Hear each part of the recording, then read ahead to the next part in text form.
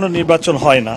So আমাদের লোকরাও তো অভ্যস্ত না, ওই যে প্র্যাকটিস আগে ছিল, বিশেষ করে গত ৩-৪টা কেয়ারটেকার গভর্নমেন্ট পিরিয়ডে যে পুলিশ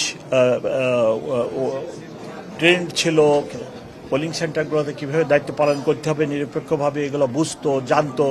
কিন্তু গত ১৭ বছরে তো ম্যাসিভ চেঞ্জ, এবং ২ লক্ষ পুলিশের মধ্যে তো অর্ধেক রিক্রুটমেন্ট হয়েছে এই সময়গুলোতে। তারা তো নির্বাচন কি জানেই না, এবং তারা নিজেরাও কোনদিন ভোট দিতে পারে না, জানেন না। এরকম বহু একটা বিগ পপুলেশনই তো এখন এই অবস্থায় আছে যে জীবনে একবারও এখনো ভোট দেয়নি। তো ওনাদেরও দরকার, আর আমাদের পুলিশের লোকেরও ট্রেনিং দরকার। আমাদের সারা দেশে এই ট্রেনিং চলতেছে, ডিএমপিতেও চলতেছে, যে পোলিং সেন্টারগুলোকে কী করে সিকিউর করতে হবে।